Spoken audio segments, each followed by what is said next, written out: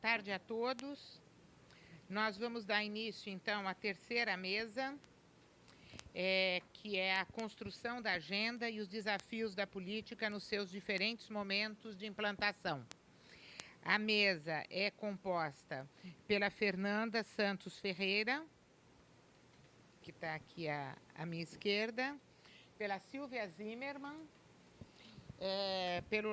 pelo Felipe Bonal e, como debatedor, o Lauro Matei. A primeira expositora vai ser a Fernanda, ela vai usar PowerPoint, então a gente vai sair da mesa, vamos todos aí para baixo, quando acabar a sessão de PowerPoint, que acho que Fernanda usa e Silvia também, né, Silvia? Aí nós voltamos aqui para a mesa. Você não tem? Então depois a gente volta. Assim que a Silvia acabar, nós voltamos. Boa tarde. Saindo? Boa tarde a todos e a todas. Sou Fernanda, egressa aqui do CPDA, né? Atualmente estou no IPU, fazendo doutorado, iniciei agora em 2011. Eu queria inicialmente saudar a mesa, né? Silvia, Felipe, Leonilde, que são pessoas que eu tive a oportunidade de conviver aqui no CPDA, e Laura, que eu estou conhecendo agora, e agradecer a coordenação do OPA, em especial ao professor Sérgio Leite, pelo convite para participar desse evento e para estar apresentando o trabalho aqui na terceira mesa. Né? Aliás, ele não está aqui presente, mas eu gostaria também de agradecer porque esse convite ele acaba trazendo a possibilidade, digamos, de eu não pegar a minha dissertação e engavetar, né? Mas de estar trabalhando, de estar refletindo e estar tentando corrigir lacunas que ficaram no processo de elaboração da tese, né? No produto final que foi defendido em setembro do ano passado. Então, essa apresentação ele tem o objetivo de refletir sobre a construção da agenda e os conflitos de interesse que aconteceram na elaboração do Plano BR-63 Sustentável. Para quem não conhece o plano, ele é uma iniciativa, ele é um instrumento da Política Nacional de Desenvolvimento Regional para a Amazônia, que foi elaborado no período de 2004 a 2006, com a participação, com o envolvimento do governo federal, dos governos estaduais e municipais e da sociedade civil organizada dos estados do Pará, do Mato Grosso e do Amazonas. Nesse recorte, né, da dissertação, que, na verdade, é uma primeira apresentação desse recorte que eu estou fazendo hoje, né? O objetivo geral é compreender os fatores que impulsionaram a elaboração do Plano BR-63 Sustentável, assim como os elementos que dificultaram a sua implementação. Essa reflexão parte da seguinte pergunta orientadora: quais fatores explicam as oportunidades e os limitantes de implementação do Plano BR-63 Sustentável? E as hipóteses são: o Plano BR-63 Sustentável é resultante de múltiplas articulações de grupos com acesso desigual aos processos decisórios que buscavam influenciar as políticas públicas naquela região, né, que é parte do Mato Grosso, praticamente a região oeste toda do Pará, que agora está nesse processo de discussão sobre a emancipação, e mais 6 municípios no estado do Amazonas, são ao todo 73 municípios. E os conflitos de interesse observados, a segunda hipótese, os conflitos de interesse observados durante as etapas de concepção e elaboração do Plano BR-63 Sustentável ocasionaram a sua implementação parcial, contraditória ou mesmo a não execução das ações previstas no plano, né? Então, o plano ele acaba sendo mais retórico e muito simbólico de um momento histórico vivido naquela região, pelas organizações, né, em parceria com os segmentos do governo federal e alguns segmentos de governos estaduais e municipais. O referencial teórico utilizado, né, de abordagem processual das políticas públicas, e eu trabalhei basicamente com o modelo dos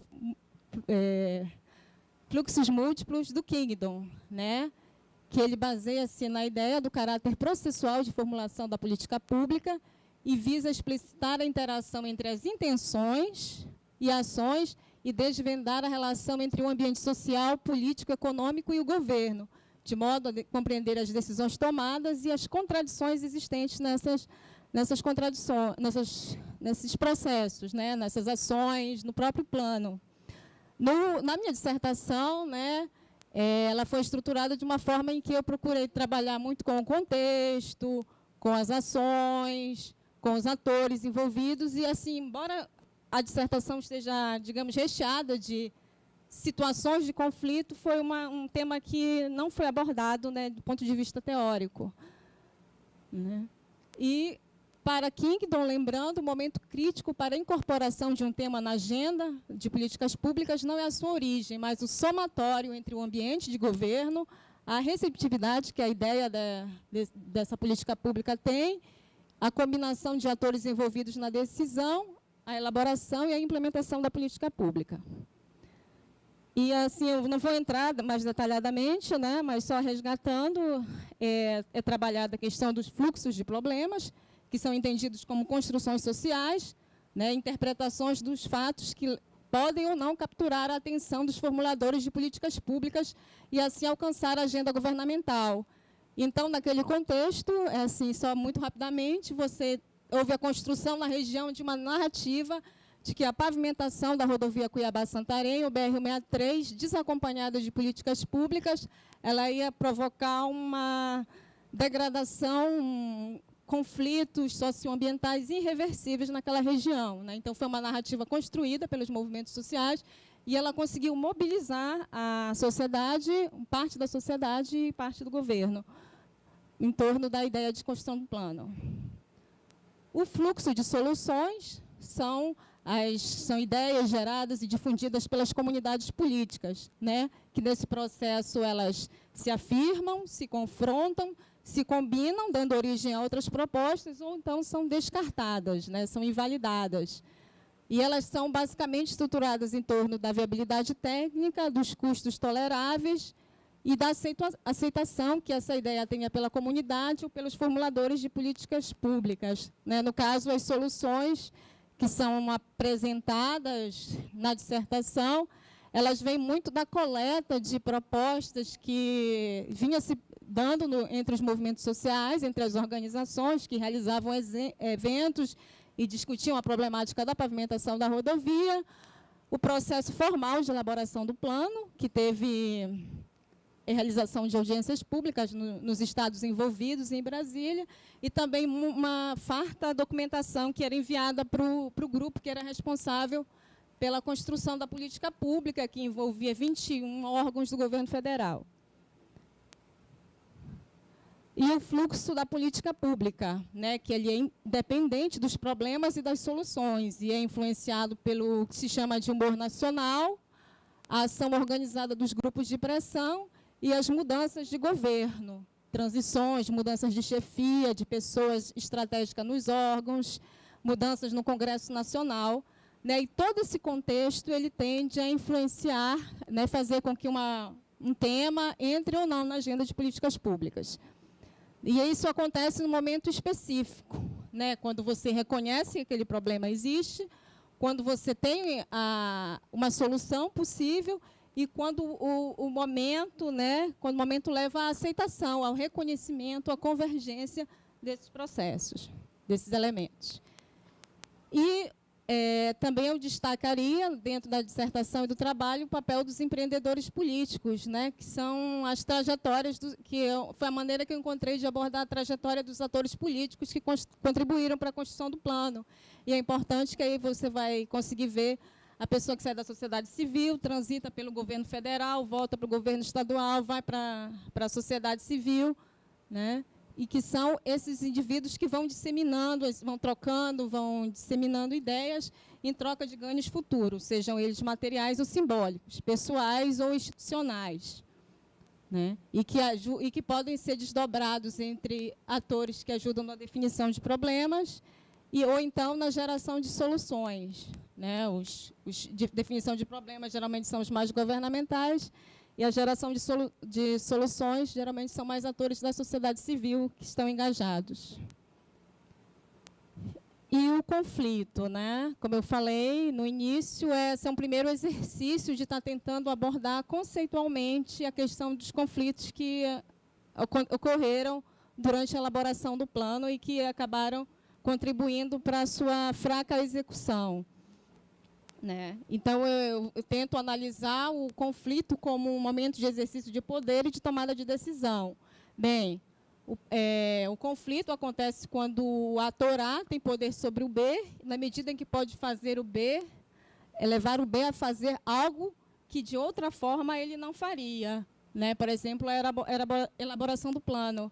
Né? Em vários momentos, foi citado que, sem aquele... Na ausência daquele contexto, na ausência daquela pressão, o governo, por exemplo, não teria elaborado o plano. E se conclui, atores cujas preferências prevalecem em conflitos sobre questões políticas chaves são os que exercem o poder do sistema político. Né? No caso, eu citei um caso em que ele conseguiu ser... o ator A conseguiu pressionar o B, mas, na verdade, o que aconteceu é que, em nenhum momento, o ator, a sociedade civil, foi chave nesse processo. Né? Não foi chave no sentido de exercer realmente o papel, o poder para executar o plano, para implementar o plano. Existe um consenso de que os conflitos sobre os assuntos chaves fornecem evidências sobre a natureza da distribuição do poder, mas é preciso analisar também a não tomada de decisão, que em alguns casos assume a força de uma decisão. Né? Esse debate está muito ali no campo entre os pluralistas e os elitistas. Né? Então, para sair um pouco desse esquema de que a não decisão, né, ela não pode ser estudada, vai se assimilar também à discussão de dois autores, que são Barat e Waraj, que trabalham também com complemento à definição, né, que é a perspectiva de que o poder pode ser exercido quando o ator A utiliza suas forças para criar ou reforçar valores sociais e políticos e práticas institucionais que venham a restringir o debate, as questões e não produzem politicamente danos ao grupo A.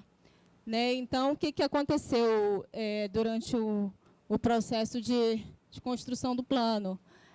Os conflitos eles tiveram muito nesses dois espaços, o conflito aberto ou explícito, em que os autores envolvidos percebiam racionalmente a existência do conflito sobre decisões-chave, e o conflito latente ou não aberto, em que os grupos jogam para suprimir os conflitos e impedir a chegada do conflito ao processo de elaboração da política, ou agenda de política pública.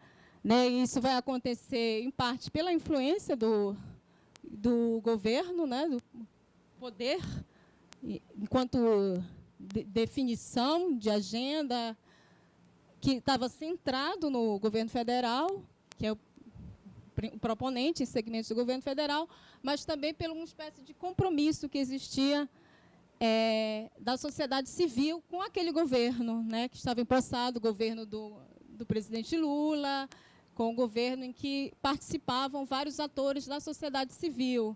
Então, em vários momentos, as coisas foram construídas para que foram se dando de forma que esse conflito não viesse à tona, ele não fosse percebido, ele não fosse explicitado e ele também não fosse trabalhado dentro da construção do plano.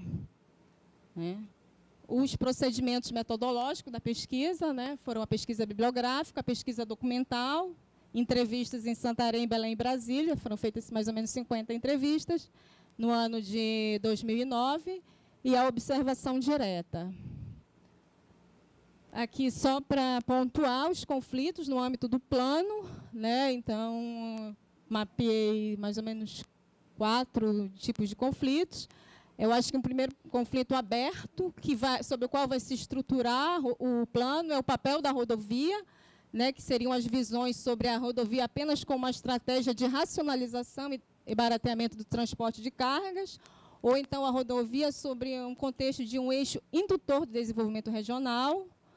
Os conflitos em torno da concepção do plano, foi um conflito também aberto, que é aqueles atores que acreditavam que só pavimentar a rodovia, o próprio mercado e a sociedade civil se deslocando naquela região, eles iriam promover o controle social, e daqueles atores que achavam que o planejamento é uma forma de priorização de ações e de resolução de conflitos, a concepção de plano como, entre prevenção e mitigação, e plano de desenvolvimento abrangente, no sentido de que, para aquele contexto, para aquela situação, não bastava um modelo convencional de licenciamento ambiental, como é executado num tipo de obra desse, mas era necessário um plano de desenvolvimento mais abrangente. A elaboração do conteúdo já foi um conflito latente, né? Primeiro, em torno da abrangência do plano, né? O governo, os segmentos do governo negociaram com a sociedade civil e do Estado do Pará e do Mato Grosso para que fosse adotada a regionalização que essas organizações já usavam, né? A mediação dos conflitos setoriais, que em alguns casos eram inconciliáveis, o que estava colocado no papel, não tinha como articular o que a sociedade civil queria, a agricultura familiar com a agricultura patronal, mas está tudo lá no papel, né? E tanto que, em algum momento, se fala que, um entrevistado fala que o plano é um plano que ele é robusto, que ele dá preguiça de ler, e que logo se vê que é um plano que foi feito para as pessoas lerem, mas não para ser executado. E os conflitos em torno do modelo de governança e gestão, que foi outro conflito que ficou latente, né? Que é a questão a gestão das políticas públicas é apenas uma decisão de governo federal, ou ela pode ser feita a partir de uma dinâmica de concertação da política pública, né? Eu teria mais algumas coisas para apresentar, mas a professora Lenilde já... Então, eu vou ficar mais no debate, né?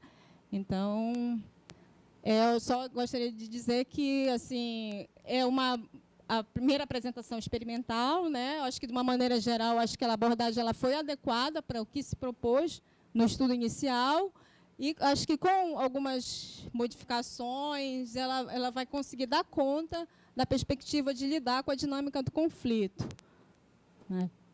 Que é observado na construção dessa política pública. Obrigada. A ação seguinte é da Silvia Zimmermann, que é doutora aqui, recém-doutora pelo CPDA, e está com uma bolsa de pós-doutorado no INCT. A gente sempre fica um pouco ansiosa, né, nesse momento de apresentar o resultado de um trabalho, né, de doutorado, enfim, e também por estar tendo a oportunidade de dialogar com mais pessoas sobre essa experiência, né, que fez parte desse estudo do doutorado.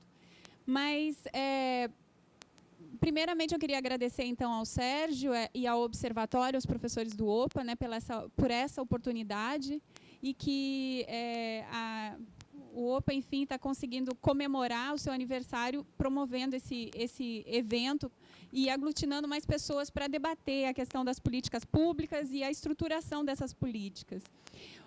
A discussão aliás, o que eu vou apresentar para vocês é um pouco, como eu falei já, um fruto da pesquisa do doutorado, que era olhar para o espaço das conferências nacionais de segurança alimentar e pensar, né, esse espaço nos termos da participação, né, da teoria da democracia, das teorias da democracia, da participação e da decisão política associada a esses espaços, né?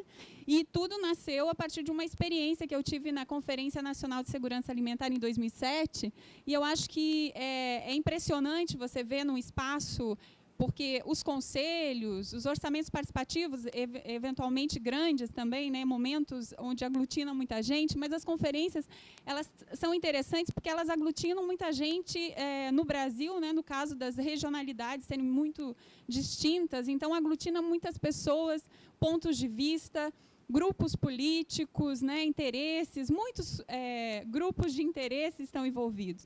E, no caso da segurança alimentar, isso chamou muito a atenção, e aí eu parti para tentar delinear como é que foram estruturadas as conferências de segurança alimentar e também qual era o resultado disso. Porque a expectativa das pessoas, quando vão para as conferências, é que, ao final, aquelas discussões todas resultem numa política pública, né, ou que resultem em ações e programas nacionais.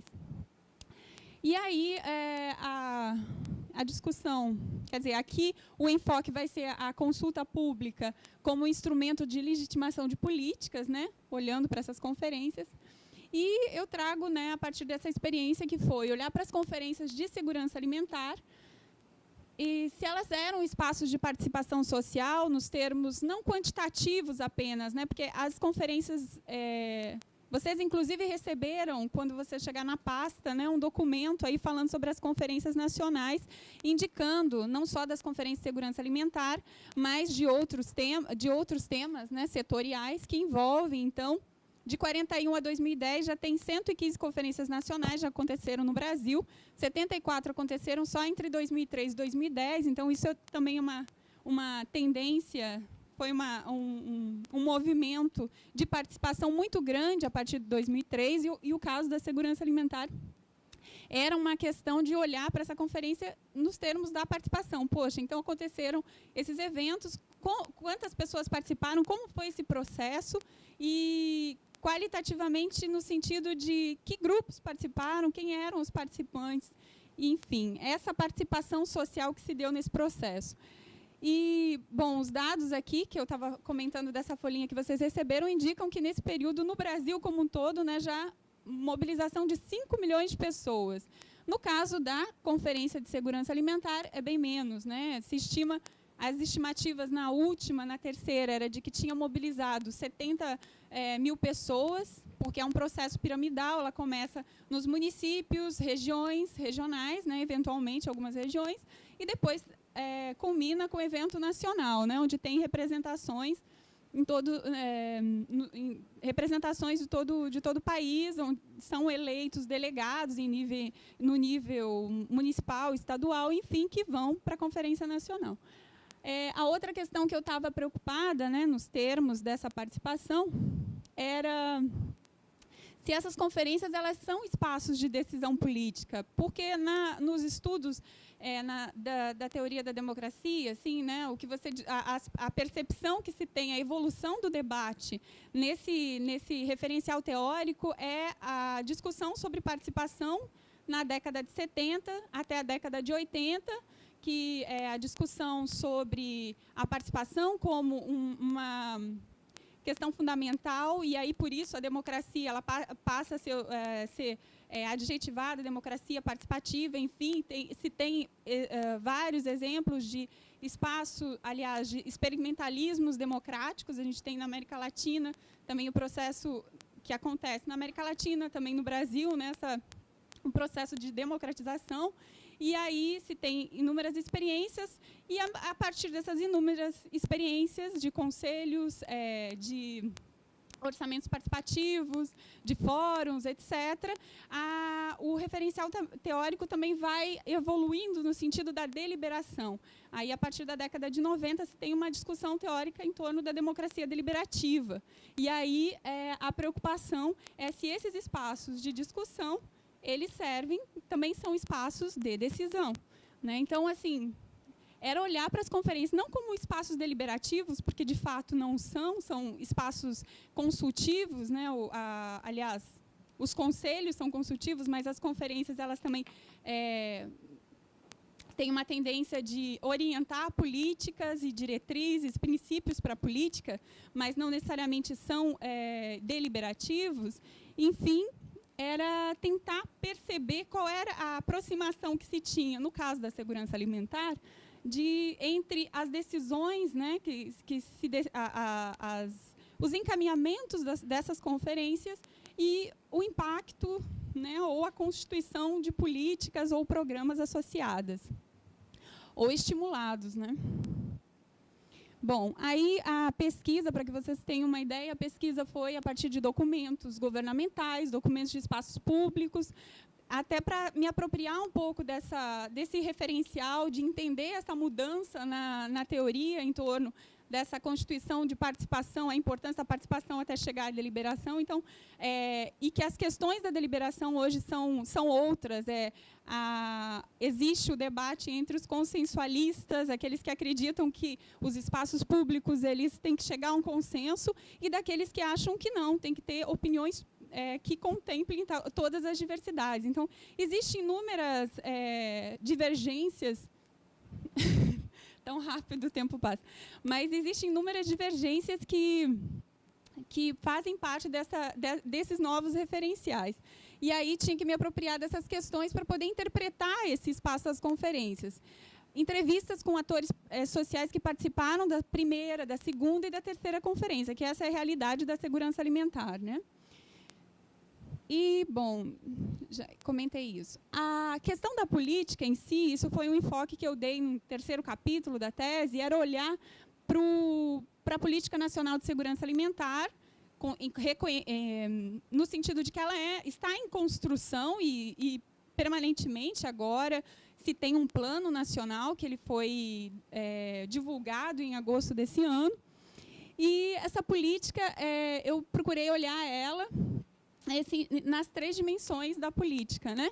Que é a politics, a polity e a policy. Enfim, a dimensão processual, né, onde informa o processo político mais de caráter conflituoso, né, que diz respeito às imposições, objetivos, conteúdos e às decisões de distribuição. O sentido polity mesmo, que é a dimensão institucional, que se refere a essa ordem do sistema político, a que delineia um marco jurídico para a política, enfim, e a estrutura institucional desse sistema. E a terceira dimensão, que é a dimensão material, mais concreta da política mesmo, onde se configuram os programas e os problemas, né? Aí, bom, o caso da segurança alimentar, eu estou tentando resumir, né, toda a abordagem da tese, enfim, aqui, olhando para essas 3 dimensões, que também eu comento na tese, inclusive, que é essa dimensão processual da politics, que também faz parte de um movimento de emergência, reconhecimento e construção do que eu chamei de um projeto democrático participativo da segurança alimentar. Esse projeto ele também é baseado numa noção da Evelina Dagnino, que trabalha com essa noção de projeto político, e eu identifiquei essa constituição de um projeto onde a sociedade civil ela tinha uma importância significativa e, aliás, embora existisse alguns momentos de resistência a esse projeto político por parte do governo, ele se manteve em alguns momentos, né, desde que ele emergiu, como eu digo assim, né, que foi na década de 90, e que teve todas as mobilizações da luta pela fome, que teve um protagonismo, né, que todo mundo reconhece, o protagonismo importante do Betinho naquele período, que mediatizou a questão da fome no país, teve o lançamento do Mapa da Fome, enfim.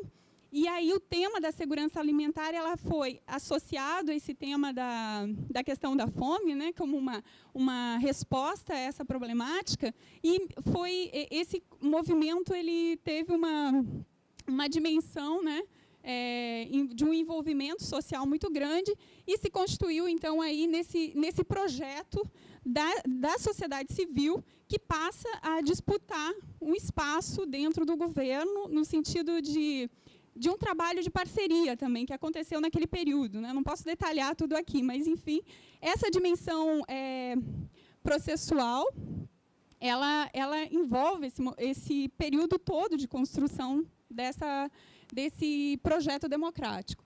E aí também, onde as conferências elas passam, quer dizer, a primeira conferência acontece em 94, e aí ela passa a ter uma expressão muito grande nesse projeto, porque, segundo os entrevistados, né, também foi um momento de formação de quadros, um momento onde difundiu, porque desde o princípio, desde a primeira conferência, que foi em 94, houve as pessoas que se envolveram e os grupos sociais, as ONGs, eu não estou falando só de pessoas, indivíduos, né, eu estou falando de grupos, né, sociais, e que passaram a alimentar e a se mobilizar em torno desse tema da segurança alimentar. E se difundiu, né, e passou a ter um corpo, né? E a conferência para os entrevistados ela foi muito importante, porque ela difundiu essa ideia. Nesse processo piramidal, ela conseguiu envolver segmentos em municípios que depois se articularam, né? E também, por conta de experiências de políticas municipais, isso teve uma ampliação. Aí tem a dimensão polity e policy, que aí é uma dimensão mais institucional, e as dimensões das ações e programas, que eu acho que eu vou comentar daqui a pouquinho, dos programas que foram criados ao longo dessa estruturação da política nacional, e também programas que foram fortalecidos, como o PNAE. Agora tem uma...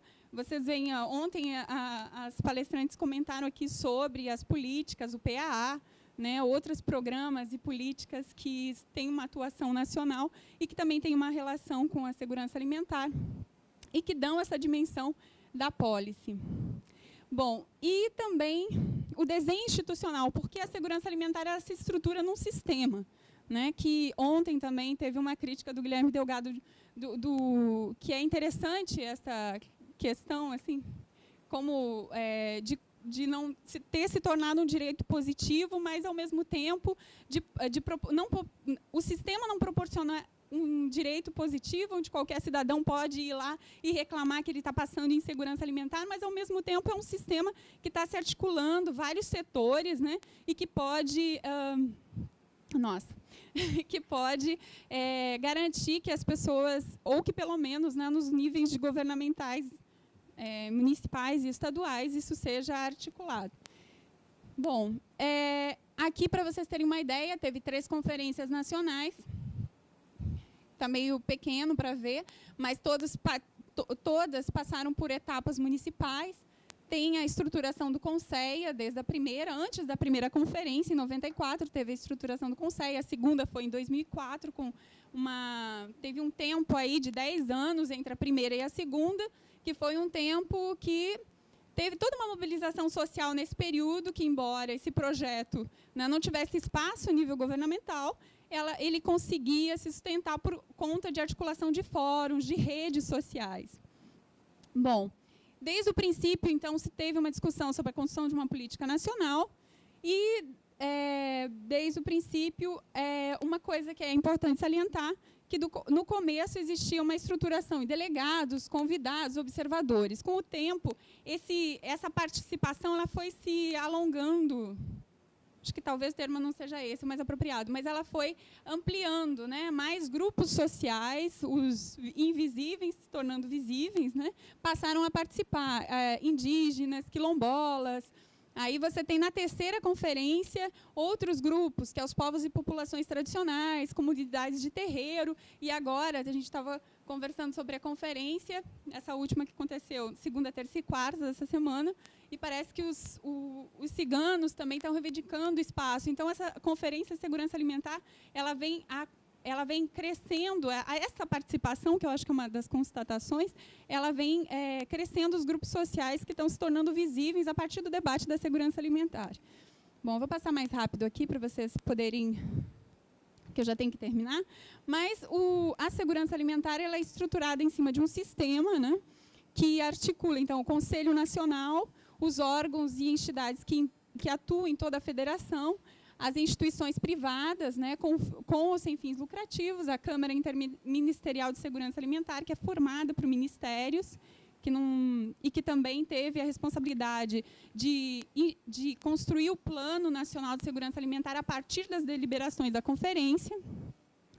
Aí também tem a estrutura do sistema, né, que eu acho que é o CONSEA, a Conferência Nacional, eu acabei olhando para ela, o enfoque era a conferência, até porque a conferência está num nível acima do CONSEA, que é o conselho, né, formado por representações da sociedade civil, e que ele tem uma composição de 2/3 da sociedade civil, e se distingue de vários outros conselhos por essa composição majoritária da sociedade civil. Então, o fato da conferência orientar diretrizes e princípios para a política me fez acreditar que a conferência tinha uma importância, né, significativa nessa construção da política. Aí tem todas os espaços inferiores. Bom, a primeira conferência, então, a gente teve 116 propostas, né, que foram estruturadas em temas. Eu não vou poder detalhar todos os temas, mas observando assim os temas que foram discutidos ao longo desse período, eles foram todos as conferências, embora teve essa distância da primeira para a segunda, todos os temas são retomados, né? Concluindo.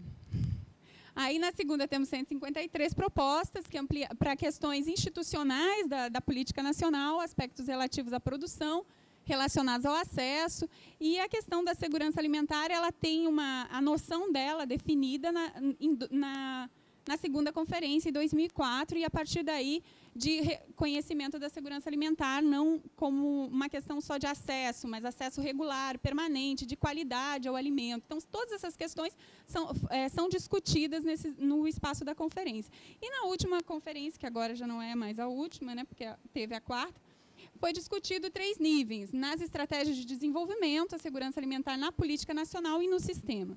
Bom,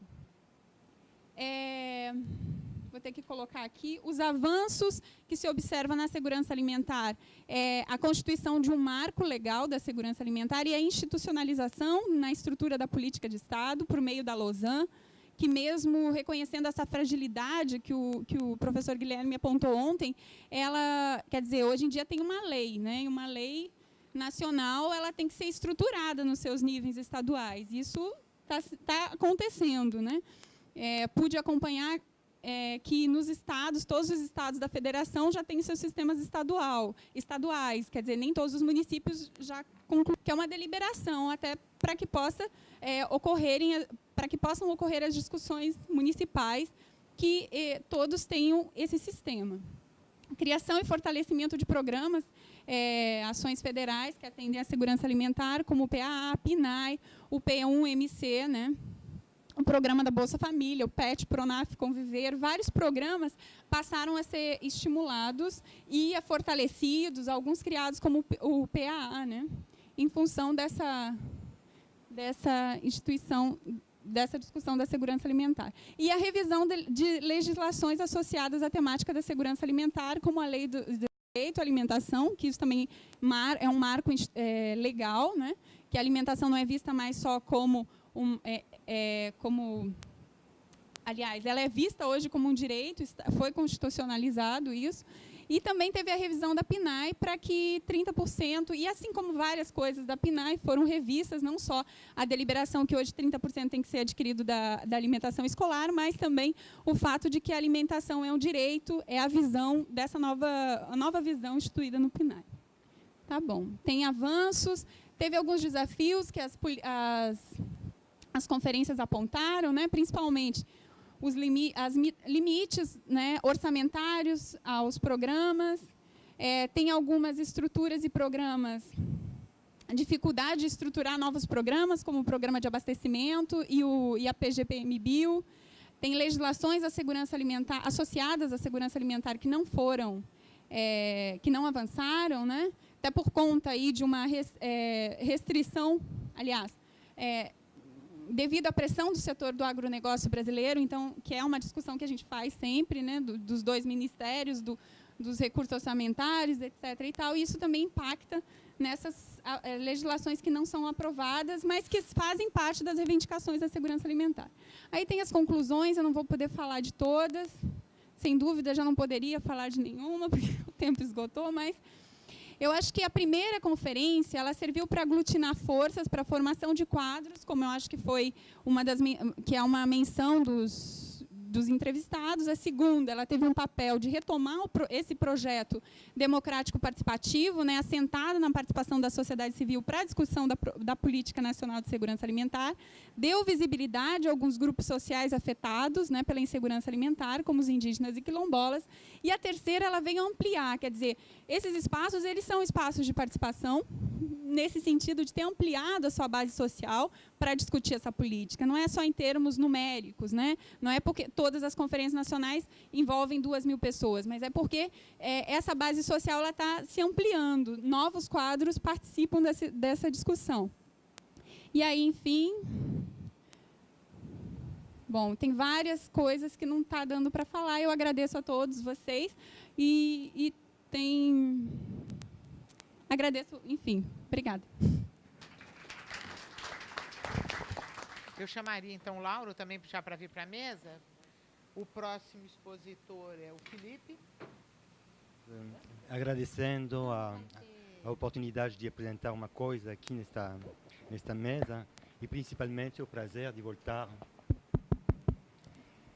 E o prazer, entende? Se dá?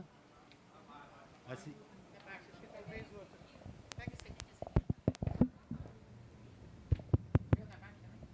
Tá bom assim? Não? Esse, alô? Este é assim? Tá bom? Ótimo.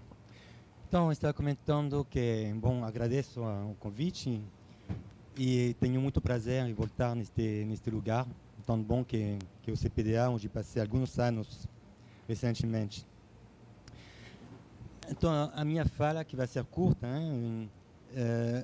é relativo ao tema, um pouco a relação entre a asserção de certo tipo de políticas de desenvolvimento rural sustentável, com a reforma geral do regime político no Brasil.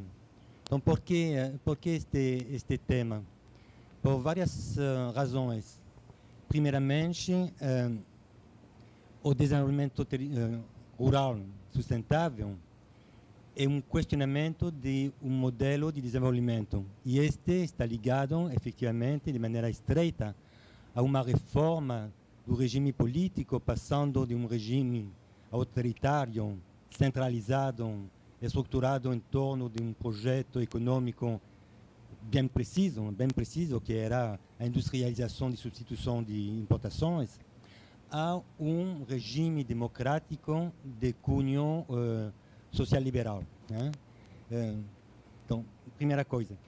Uma justificação de ligar as duas coisas é que os calendários são praticamente os mesmos. Né? Se vemos a reflexão a nível internacional sobre sustentabilidade, começa bem antes de Brundtland, né? Começa efetivamente nos anos 70, não? Particularmente com a Conferência de Estocolmo, em 72.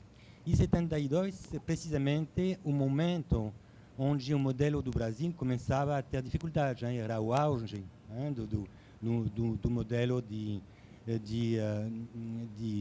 easy, não? De industrialização de substituição de importações. E o ano seguinte era já a crise petrolífera, não? E a transição. Então temos duas agendas que correspondem praticamente em totalidade, né? Então a questão é de ver como, se podemos fazer uma leitura um pouco cruzada dessas duas agendas, que podemos concluir em termos de produção de políticas públicas ou, de maneira mais geral, de ajustes, né? Uma coisa que é interessante no Brasil, sempre em termos de introdução, é o caráter um pouco heterodoxo, não? Do processo de reforma do regime, não? Heterodoxo no sentido que o ajuste econômico começou quase 10 anos depois de todo mundo, não? Depois de outros países em Latinoamérica, não? Se compararmos com o México começou nos anos 80, não? E o Brasil começou fortemente ao final da década 80 e início da década 90. Este descompasso entre uma agenda internacional, né, orientações internacionais, e a prática dentro do Brasil foi discutido muito a nível tanto nacional quanto internacional, né? A nível internacional se criticou o Brasil, né, dizendo que estava faltando imaginação para imaginar um outro modelo, entrar em outra coisa. Agora, quando se olha o resultado depois de décadas, me parece, não sou eu, né, que esta temporada de ajuste político, né, em lugar que antecedeu o ajuste econômico, teve uma importância fundamental na formação do tipo de transformação do modelo de desenvolvimento e até na implementação da instrumentalização deste modelo, né? Vou tentar mostrar este, não? Então, se tomarmos em conta as modalidades da transformação do regime político, se olhamos assim rapidamente, parece um processo contínuo, não? Se saímos dos anos 72, a partir do G0, bom, abertura política, constituição de 88, com o Sarney, depois primeiro ajuste e liberalização com o Collor, com o Itamar Franco, introdução de algumas coisas em torno, como lembrou Silvia, em torno da segurança alimentar, quer dizer, primeiro o ajuste social, depois o ajuste monetário, plano real, privatização do FHC e o Collor, entrada das políticas sociais. Parece que estamos numa agenda linear que ultrapassa as divisões partidárias, mas de um processo sistemático de implementação de um modelo neoliberal, que vai se tornar um regime social liberal, mas de maneira organizada através de um consenso político. Na verdade, quando se olha a temporalidade dessas transformações, é aí que parece temos elementos explicativos. A primeira fase, não? A fase do ajuste político, que globalmente vai de 72 até 88, 90, ou seja, a eleição do Collor, né? Observamos, manutenção globalmente num sistema protecionista, tudo bem, mas uma transformação um pouco da relação entre o Estado e a sociedade, e principalmente no meio rural, né? E que não tem uma explicação simples, né? Faço referência aqui ao artigo do Nelson, não, da coletânea que organizamos o Sérgio e eu, que sumamente detalhado, não? Sobretudo este período que mostra claramente quais são os jogos a nível das decisões macroeconômicas, né? E a influência sobre as relações ao nível dos sectores produtivo, não, industrial, agrícola, e dentro do setor agrícola, como modificando a taxa de câmbio, a taxa de interesse, modifica o jogo de interesse. E durante esta primeira fase, houve, pela primeira vez, uma política, primeira vez, desde o período militar, uma situação bastante favorável para a pequena agricultura, não? Que nem se chamava agricultura familiar, mas que era o campesinato, não? Como o Guilherme falou ontem, não? A baixa da taxa de câmbio, né? Que permitiu ter mais acesso a exportações, não só para a agricultura patronal, mas também a pequena agricultura, conjugado com a política de estoque mínimo, um preço mínimo de estoque e um preço real favorável, fez com que teve um certo bem-estar desta pequena agricultura, né? Ao mesmo tempo que o Estado estava fragilizado, não? Por devido da dívida externa e que dependia da participação da sociedade para transformar a dívida internacional ou externa em dívida interna. Então, todo este período teve, não podemos entrar muito em detalhe aqui, mas teve uma mudança relativamente sutil que rompeu, eu acho, de maneira histórica, com a marginalização do campesinato. Então, teria que olhar um pouco mais no detalhe das coisas. Mas o que me parecia sumamente interessante, e de novo, utilizando o argumento do Nelson, que é super preciso, aí vemos um momento sutil de transformação da relação política. Período seguinte, Collor, começou antes, não? Fenômeno de liberalização violentérrimo, vocês se lembram muito disso, não? Que tem efeito em toda a agricultura, tanto patronal como familiar, né? Crise das dívidas da agricultura, tudo bem? Tranquilo? Não. Da agricultura patronal e também da pequena agricultura que sofria. E aí eu acho que devido à mudança da postura do Estado com respeito à sociedade, se entrou num processo de negociação sectorial. Né? Com a agricultura patronal, foi o início da renegociação da dívida, né? E que continua até hoje, não? Através de sessões periódicas de renegociação de maneira crescente. Né? E a nível da pequena agricultura, foi a transformação, já não se chamava campesinato desde a década precedente, se tornou já, nos anos 80, pequena e mediana agricultura, passou a ser agricultura familiar, como uma criação institucional de uma categoria sociopolítica, não? Que permitia de negociar de maneira mais facilmente, não? Com cada setor agrícola.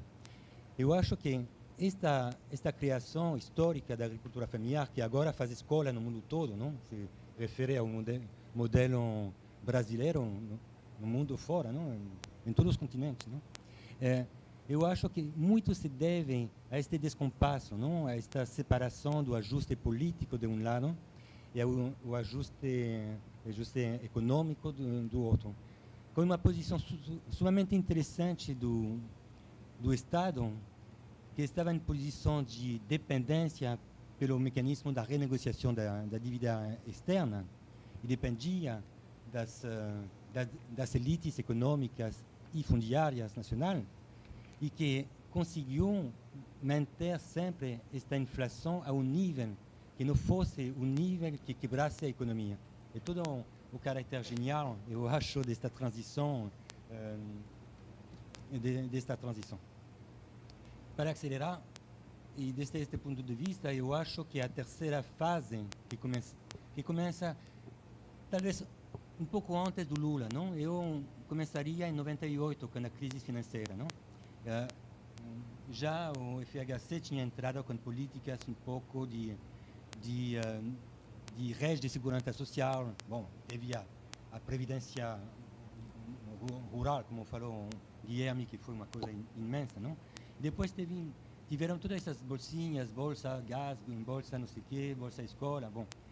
E já era o início, né, desta entrada nas políticas sociais. E com o Lula, se convertiu em políticas sociais maciças, coerentes, fortes e crescentes. Não? Então, aí passamos na outra fase, que era da transformação deste regime, um regime mais social-liberal. Né? Agora, a questão do desenvolvimento sustentável. Bom, praticamente, os acontecimentos, não vou, me faltam 2, 3 minutos, vai ser difícil de completar, mas brevemente, os acontecimentos internacionais, já que o desenvolvimento sustentável vem de injunções internacionais, correspondem com a agenda nacional. 72, como falei, onde o Brasil foi questionado fortemente a nível internacional devido à colonização da Amazônia, foi o início da transformação institucional do setor ambiental do Brasil. Criação da Secretaria de Meio Ambiente no mesmo ano, na continuação de Estocolmo, e um pouco mais tarde as leis sobre o meio ambiente, a política nacional do meio ambiente, o sistema nacional do meio ambiente, né, que juntam em seguida. Né?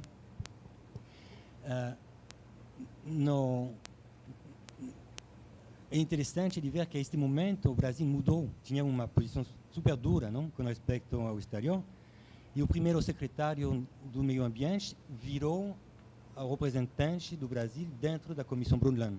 Então, esta é a mudança da posição oficial do Brasil sobre este. Mas esta dimensão ambiental teve, até agora, eu acho, uma agenda própria, que continua separada das outras dimensões da sustentabilidade, que é a econômica, que poderíamos dizer socioeconômica, se falamos da agricultura familiar, e que ela começa com Rio 92, que foi o ponto de partida deste movimento. Não um ponto de partida, porque já a sociedade civil se tinha organizada desde os anos 80, mas que foi um acontecimento que permitiu cristalizar redes alianças e que rapidamente se estruturou em torno da agricultura familiar, de um lado, que se estruturou em torno de ideias, como falou a Kátia ontem, não? Agroecologia, primeiramente as agriculturas alternativas, e depois a agroecologia, o modelo socioambiental. Bom, essas coisas cristalizaram, né?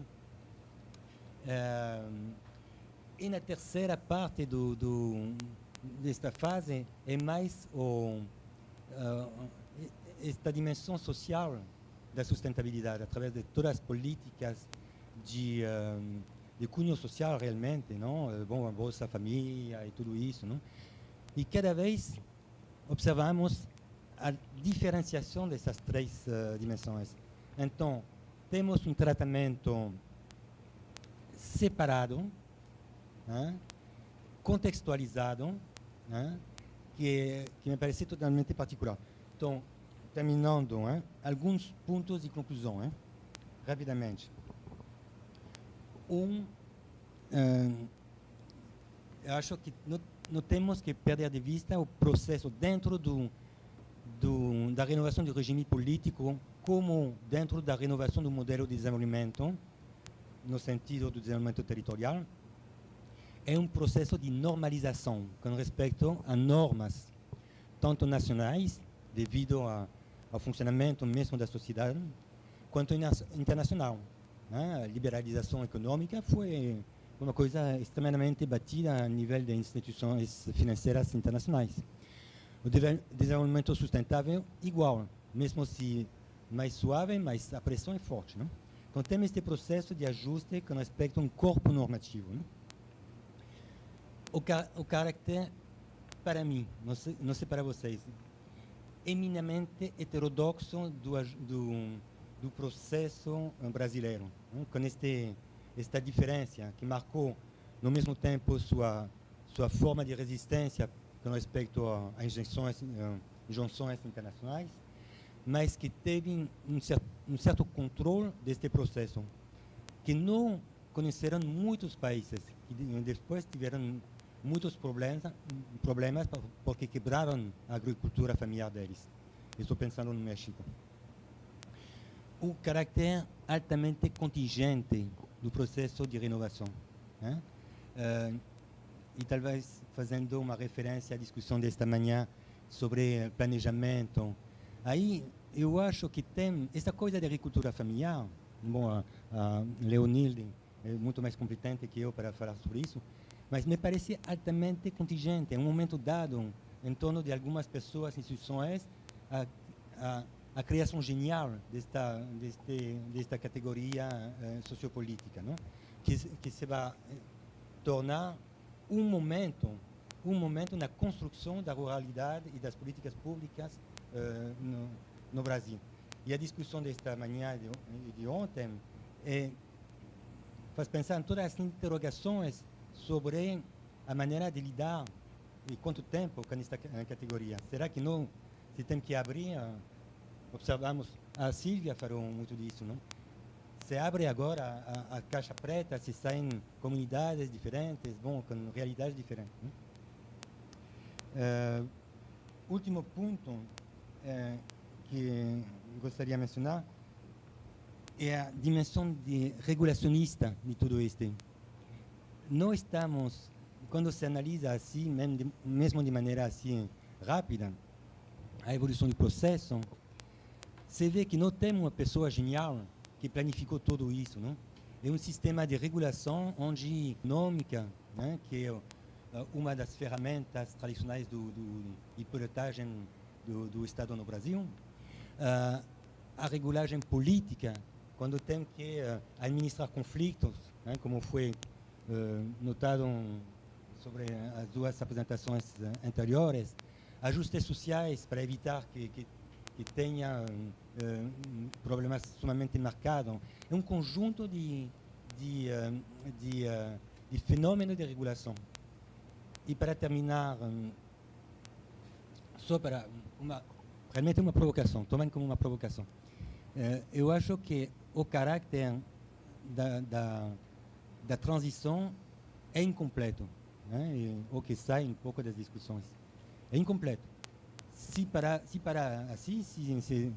se estima que a transição e o modelo agrícola vão já através dos dois ministérios para assim, será que nós estamos num processo de democratização conservadora, para fazer um paralelo fácil com o processo de modernização conservadora dos anos 60, 70? Será que não temos uma construção institucional que justificasse a manutenção e a institucionalização de um statu quo no funcionamento do meio rural? Obrigado. Obrigada, Felipe. Eu passo, então, para o Lauro para fazer os comentários. Ok, boa tarde a todos. Eu queria agradecer aqui o OPA, na pessoa do Sérgio, o convite. Dada a nossa pouca disponibilidade de tempo, eu tenho que fazer sei lá, né? Com tudo isso que foi colocado aqui, tem que fazer uma escolha, né? O Felipe, na verdade, ele recuperou os últimos 30 anos da história política e econômica do Brasil, então tem um conjunto de temas. Mas eu, casualmente, tinha escrito de manhã aqui no meu papelzinho 3 coisas, e que é o que eu vou falar, e que elas perpassam as 3. Que é um pouco essa questão da democratização das políticas públicas, a questão que leva como consequência então, da democratização a descentralização das políticas públicas, e um aspecto que eu vou deixar para falar depois, que é a segunda parte do tema da mesa. Eu acho que tanto o Felipe quanto a Sílvia, quanto a Fabiana, a Fernanda, né, vocês tocaram em temas distintos, mas que remetem a uma mesma questão, né, que é o desenvolvimento do país. Né, de formas distintas, mas construir uma BR não é só construir uma BR. Essa BR tem uma função no desenvolvimento do país. Né, articular uma política de segurança alimentar, com todas as suas dimensões que a Silvia mostrou, também tem isso. E essa questão mais política de fundo que o Felipe tratou, que é a transição de um processo político e econômico do país com suas diferentes fases. Né?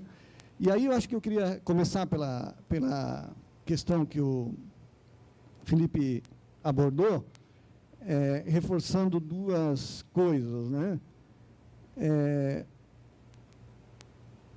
Talvez não tanto no time do econômico e do político, né, mas do processo. Né, olhar o processo, porque, particularmente, eu não sei se é possível fazer essa distinção, embora indicadores são objetivos disso. Né, mas, se tu olha da perspectiva do desenvolvimento brasileiro, né, a resposta econômica desse desenvolvimento econômico, ela estava toda assentada em cima de uma estratégia política, né, e que se conformou muito fortemente com a centralização do poder político no Estado brasileiro, o Estado brasileiro definindo o modelo de sociedade brasileira, o Estado brasileiro definindo o modelo econômico, tanto no meio urbano quanto no meio rural, e esse Estado autoritário, que depois vai virar um Estado autoritário, que sempre foi autoritário, né, desde a sua formulação lá nos anos 30, com alguns períodos pequenos de democracia, ele nunca conseguiu ser um Estado democrático,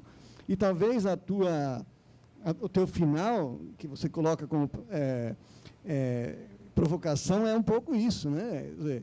É uma transição incompleta, na minha leitura, exatamente porque ainda nós não democratizamos o Estado brasileiro numa perspectiva da democracia, seja ela participativa, moral, que adjetivo se dê ela. Né?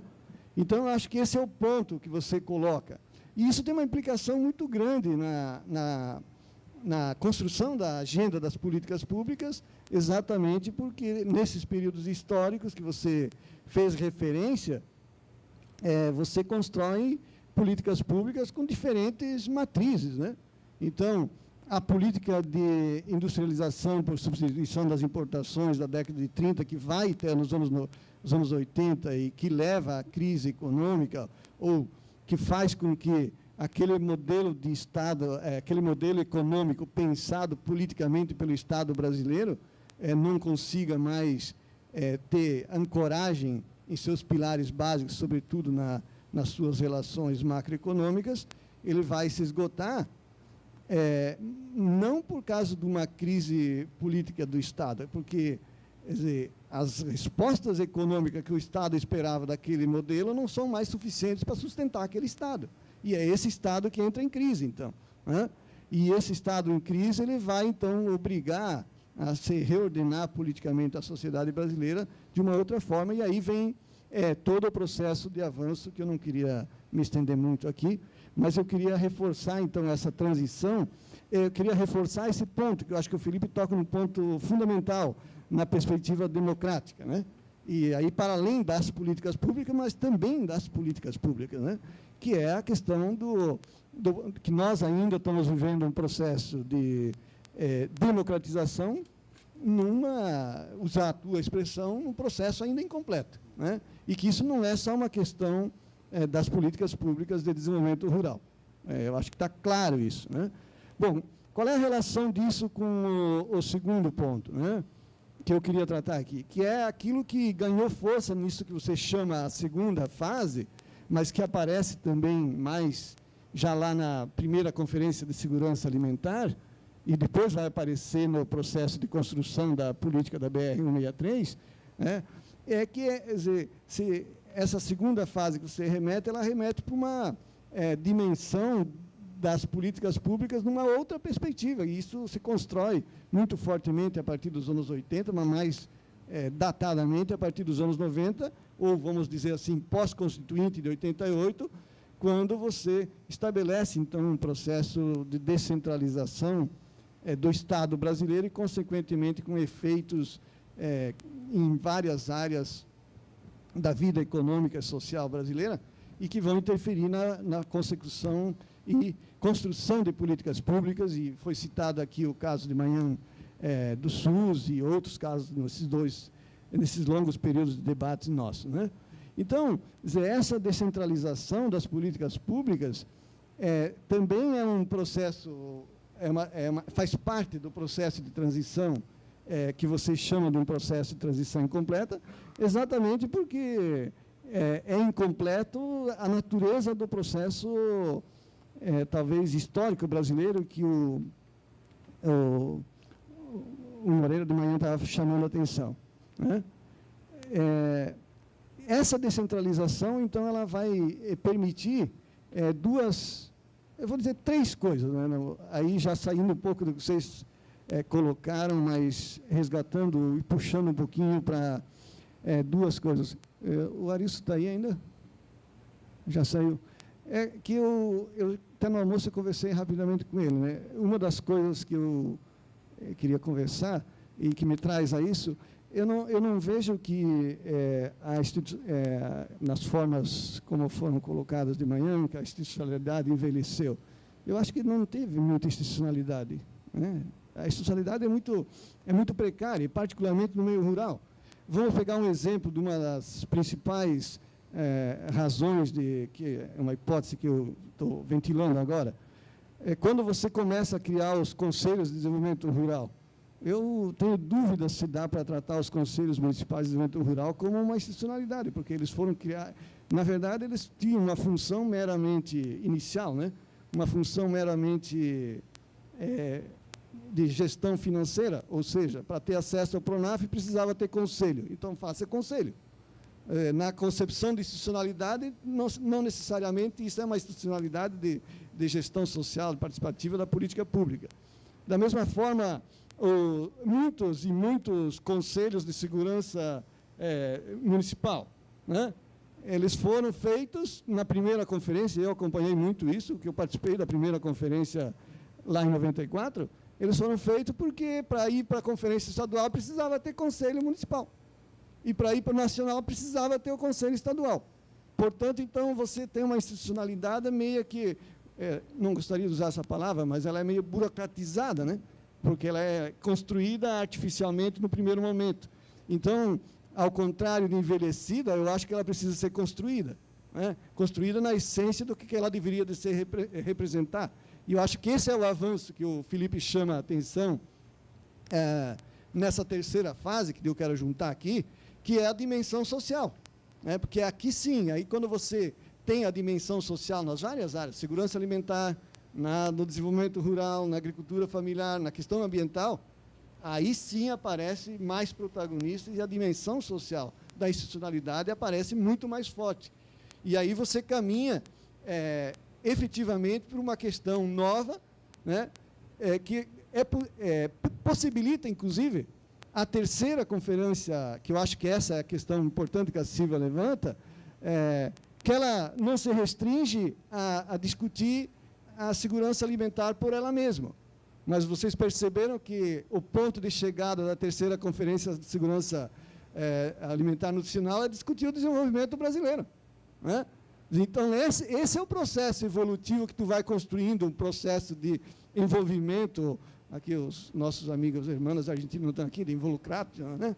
E involucrar, né? Vai envolver a sociedade como um todo e, a partir daí, começam a aparecer questões novas na agenda.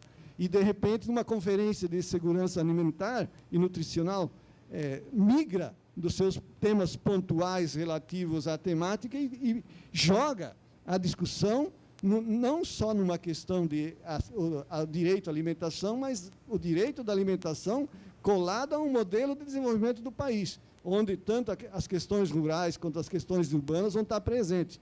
Então, esse é o processo.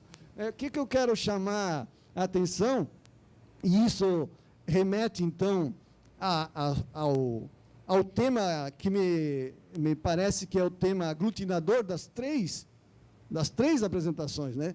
Que é o processo construtivo das políticas públicas, né? Como que você vai construindo, né, aquilo que a Silvia chama, né, que um processo de consulta pública, aquilo que a Fernanda chama aqui a construção, né, um caráter processual de uma formulação de uma política pública, e esse processo maior que o Bonal trata aqui da articulação mais geral de um longo período, né? Então, acho que os três temas tratados aqui, eles caminham para um ponto em comum, que é resgatar o processo específico de cada uma das experiências, mas ambas, eu quero chamar a atenção para isso, é que ambas jogam para uma discussão maior, né? Mesmo que você vai discutir o processo, os conflitos lá de uma BR 163, mas ela tem um significado e uma importância grande no processo de desenvolvimento do país, da região e, consequentemente, do país, né? Então, acho que esse é o tema aglutinador. Agora, mais 2 minutos aqui, né, que eu já recebi aqui a plaquinha, tem a segunda parte do painel que eu acho que ficou em branco, né? Que eu vou ler aqui o painel. O painel diz, olha, a construção da agenda das políticas públicas e os desafios nos diferentes momentos de implementação. E aqui que eu acho que talvez é o ponto que nós estamos nas políticas públicas no Brasil hoje, né? Quer dizer, o processo de construção e definição dos seus conteúdos, que vocês bem trataram aqui e tal, ele caminhou, avançou muito. Mas o processo seguinte, que é a implementação, e mais do que isso, depois da implementação, o que acontece com essas políticas públicas, acho que é o grande desafio das políticas públicas brasileiras nas várias áreas, né? E alguns chamam isso de você ter, eu até anotei aqui, não sei se é a palavra mais correta, mas você tem que avançar para um processo de monitoramento mais sistemático das políticas públicas, né? Quer dizer, não basta só democratizar o processo de definição e articulação dos atores na questão do seu conteúdo e dos objetivos das políticas. Então, me parece que, nos dias de hoje, considerando o que os 3 expositores colocaram aqui, as políticas públicas colocam também, nesses diferentes momentos, uma etapa que eu considero crucial na eficácia das políticas públicas, é o sistema de monitoramento que você vai ter nessas políticas públicas, que vamos olhar rapidamente um exemplo. Aqui foram tratados, o Nelson tratou de 2 de manhã, ontem foram tratados PA, biodiesel, conjunto de políticas que foram tratadas aqui. Mas vamos tentar esmiuçar efetivamente como é que se dá o monitoramento delas. De uma forma mais sistemática, um pouco faz e depois você contrata normalmente algum estudo de impacto, estudo avaliativo, né? Só que esse método na literatura das políticas públicas não é o mais recomendável, né? Porque ele é muito estanque no tempo, né? Ele é uma coisa, opa, encheu a garrafa de água, esvaziou. O que aconteceu depois que esvaziou? Né? E tu não tem um processo do que aconteceu quando encheu, quando esvaziou e o que resultou disso, né? Para traduzir simplificadamente no que eu estou falando. Então, eu vou economizar aqui um minuto para a gente ganhar tempo e ouvir vocês, e vou deixar por aqui mesmo. Muito obrigado. Obrigado, Lauro.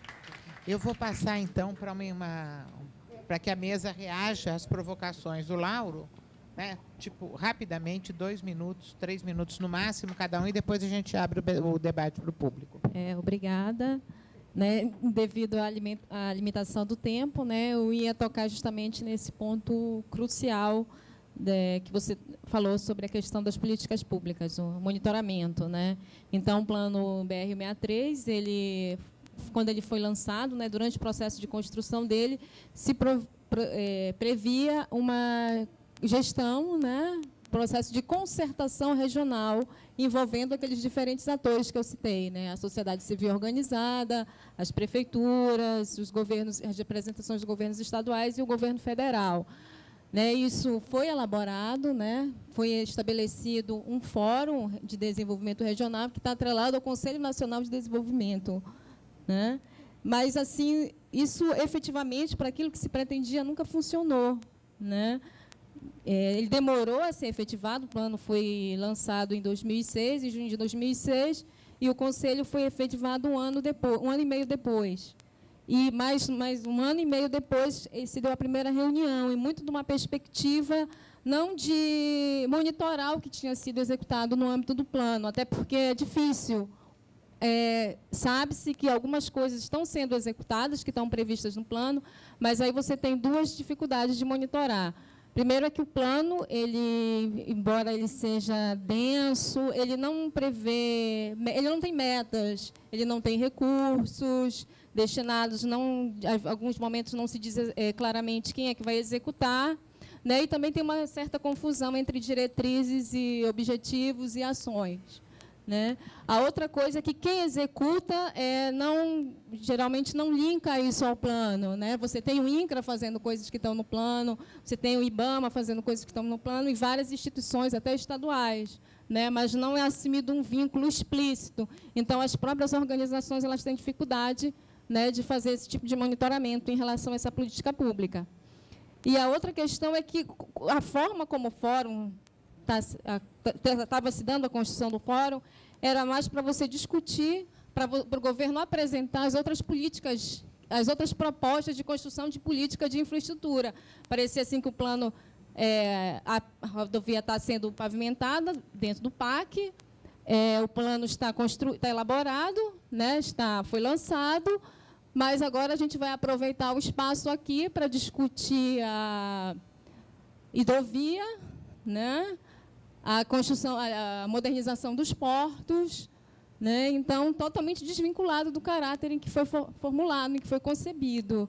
Né? E isso, de certa forma, reflete as mudanças, meu ponto de vista, as mudanças que aconteceram no contexto mais macro, né? As mudanças dentro do governo federal, as mudanças, né, do ponto de vista das próprias organizações, uma fragilização, inclusive disso que eu falei, que foi a migração dos agentes, né, que saíram da sociedade civil, foram para o governo federal, depois foram para o governo estadual, as mudanças de correlação de força nos governos estaduais e municipais. Né? Então, assim, foi uma coisa promissora, né, a proposta de constituição desse fórum para monitoramento dessa política pública, mas não conseguiu ainda ser implementada. Né? Bom, eu concordo também com o Lauro nessa discussão sobre a implementação. Eu também, o enfoque que eu trouxe aqui foi mais na construção, nesse processo construtivo.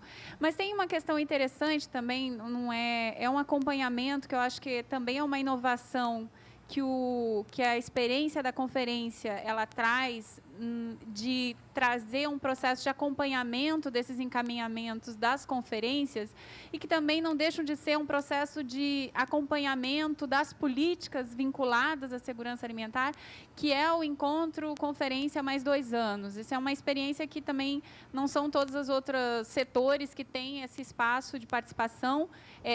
Esse encontro ele acaba sendo 2 anos depois da conferência, que é a conferência pela estrutura, né, da lei, ela acontece de 4 em 4 anos, então no entremeio desse período tem um encontro das instituições, de representações da sociedade civil, né, que estão envolvidas com essa temática, etc. e tal, e elas se encontram para observar os encaminhamentos. E esses encaminhamentos da conferência, mas esses encaminhamentos também é um acompanhamento que o Conselho faz junto aos ministérios. Ele manda para os ministérios as definições da conferência e os ministérios eles retornam com tudo bem, tem que reconhecer que existe fragilidade nesse processo, né? Mas o Ministério retornam com as indicações do que avançou naquele período. Não deixa de ser um exercício de acompanhamento, né? E agora também, com a definição do plano, que foi lançado em agosto desse ano, o Plano de Segurança Alimentar, que propõe uma articulação, propõe, na verdade, esclarece um pouco mais como se dará essa intersetorialidade da política nacional. Então, eu não tive ainda a oportunidade de esmiuçar o plano, desde que ele foi lançado, mas assim, o fato é que existe essa proposição e o Conselho ele também se coloca como acompanhando a política, as ações federais, né, acompanha o PAA, tem as comissões especiais, acompanha vários programas. Então, assim, eu acho que não tem agora com a política mais formalizada enquanto um plano, né, porque eu também reconheço a política como todo esse processo construtivo, essa dimensão que eu estava colocando desde o princípio processual, né, que essa política não é o que a gente tem hoje de plano, mas é todo esse processo, ele tem alguns mecanismos aí que são indícios desse acompanhamento, né, com todas as suas fragilidades, né, e o da conferência mais 2 anos eu acho que é uma experiência interessante, né. Dizer mais, talvez sim, sobre este aspecto, participação, políticas públicas. Não sei se não temos um risco, e talvez dialogando com a apresentação da Sílvia, não? Se a participação não se torna como um objetivo em si, devido a toda esta trajetória política e social. Se a conferência, a participação numa conferência não é uma finalidade. Pensando isso, estou pensando na conferência da agricultura familiar, onde efetivamente tinha uma expressão imensa, mas que nem sempre a conferência é seguida de efeito, não? Então, é como se tivesse dois exercícios diferentes. O exercício participativo tinha sua própria lógica, não? E agora, efetivamente, a questão das políticas em si, como se ligam com este fenômeno participativo, a questão da avaliação, do acompanhamento que mencionou Lauro, não? A questão da governabilidade também, né? E este remete um pouco como a posição deste tipo de política dentro da estrutura geral do governo. Por exemplo, as políticas do MDA dependem também, de uma maneira ou outra, do peso do MDA dentro das unidades ministeriais, não? Com respeito aos grandes ministérios, como a agricultura, por exemplo, não? Este, efetivamente, tem a ver com a repartição dos recursos, recursos financeiros, mas também humanos, não? A famosa administração local, remete com toda o funcionamento do Estado. Então, não é difícil, não? Eu acho, de ter uma visão radical sobre o processo de construção das políticas públicas. É um processo, ele mesmo em construção, com ajuste administrativo dentro do Estado e ajuste também enquanto a profissões. Precisa de profissionais dentro deste novo corpo de políticas públicas. Né? Tomar uma decisão, decidir a nível local, decidir projetos, é complicado. E este tem, por exemplo, a ver com toda a discussão sobre a capacidade de redução, precisamente, desses programas sobre a pobreza rural. Né? Isso pede uma visão analítica, política, social, que talvez nem sempre é presente em todos os lugares da mesma forma. Então, é um processo, eu acho, em construção e falta ainda. Né? A gente tem 15 minutos para esse debate. Vou fazer uma tomada de questões. Quem quiser se inscrever, vai se inscrevendo. Eu pediria para as pessoas que forem falar, para se apresentarem. Vamos lá. Meu nome é Porfiro, eu sou ex-estudante do CPDA. Eu teria duas perguntas, mas devido ao tempo, eu vou fazer só para Silvia Zimmermann, eu teria outra para o professor Lauro, mas não vou fazer, não. É o seguinte, você falou, estava tratando aqui da questão do instrumento da consulta como instrumento e como legitimação. Tá? E está ilustrando especificamente com a questão das conferências. E é uma coisa que me interessa, essa resposta, eu queria saber se dá para chamar as conferências realmente de instrumento ou só de legitimação. E se você entende que efetivamente as conferências são instrumento são elemento são instrumento, você tentar esclarecer para mim, por favor. Ana Miller, do MDS. Bom, a questão que eu vou colocar é muito semelhante com a que o colega colocou aqui para a Silvia. Se você conseguiu separar ou se preocupou na sua reflexão em entender a conferência como um resultado ou um coroamento de um processo que, na verdade, é bem contínuo através do trabalho do CONSEA, né, que é um conselho que mobiliza, de fato, e faz as discussões, o diálogo com o governo, ajuda a organizar a conferência, etc., e porque eu acho que esse tipo de diferenciação impacta em entender a conferência dentro de um processo bem mais amplo, que coroa, que sintetiza, talvez a discussão reúne os atores, mas que na segurança alimentar é assim, porque tem um conselho, se você, sei lá, pegar uma outra conferência dessas tantas aí que você citou, talvez já seja um resultado bem diferente, porque não é um processo tão continuado com um conselho que é tão ativo quanto é o CONSEA. E, rapidamente, para a Fernanda, não sei se eu vou conseguir me expressar bem, mas se você conseguiu ver no plano, assim, um pouco, talvez, do motivo, não sei se da frustração, né, do plano, enfim, se isso é duro demais, mas do impacto do plano que podia estar sendo maior em execução e tal, essa dificuldade de diálogo entre os atores da gestão federal, municipal, estadual, os atores da sociedade civil e tal, porque muitas vezes a falta de diálogo ou a não incorporação desses atores faz com que se preveja ações muito pertinentes, mas é aquele tipo de coisa, faltou combinar com o INCRA, que o INCRA ia ter que fazer tal coisa, agora está no plano e eles não vão fazer.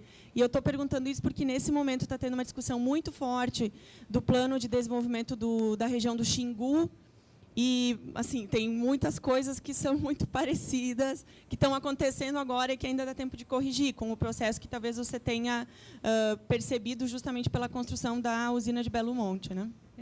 Vera Azevedo, eu sou do Conselho Nacional de Desenvolvimento Rural Sustentável, coordeno a coordenadora técnica do Conselho Nacional. Como eu não vou ter oportunidade de falar sobre isso, eu estou preocupada com a questão que Lauro trouxe da implementação das políticas. Nós pretendemos fazer uma segunda conferência nacional no final do próximo ano, e a preocupação dos conselheiros é exatamente essa. Está bem formulado, todo mundo sabe o que já está bem formulado. Não estou falando de desenvolvimento rural, não estou falando de saúde, posso falar de qualquer tema. Esse tema está sendo levantado pelos participantes do Conselho Nacional, que é um conselho paritário e que tem uma representação forte dos movimentos sociais. A questão é que a política não chega lá. Então, a minha questão é saber se o monitoramento, quando a gente fala de monitoramento, a gente quer dizer que há um acompanhamento da política. Será que não haveria uma diferença entre monitoramento e controle social da política? Porque eu acho que é uma questão diferente, diz respeito à própria formulação da política, que muitas vezes não leva em consideração ao objeto do que ela se destina, ao público que ela se destina, e que inviabiliza o controle social. É mais do que o monitoramento, que passa por uma questão maior, que eu acho, que é o controle social. Eu queria colocar essa questão para a mesa, porque essa é uma preocupação que nós estamos vivendo. Muito obrigada. Heitor Coutinho, da Embrapa Solos. É mais um comentário, né, com relação à questão do monitoramento, né, eu ia comentar.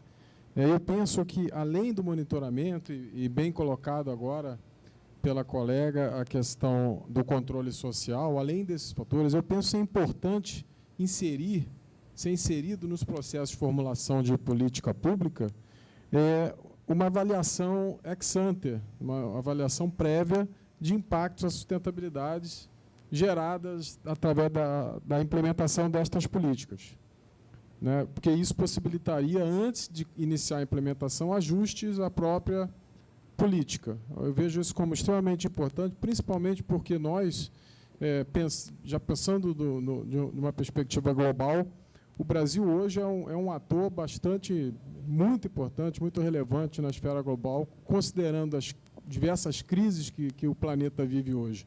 Crise de produção de alimentos, crise já pensada para o futuro muito próximo, com a população já está em 7 milhões de habitantes e proximamente chegará a 9 milhões, não vai demorar, talvez seja antes da previsão de 20 anos. Né?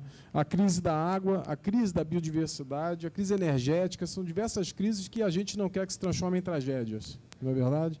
Então, acho que nesse ponto nós podemos evoluir no processo de formulação de políticas, inserindo esse tipo de atividade que, pelo que eu vejo, ainda não é uma realidade aqui no Brasil.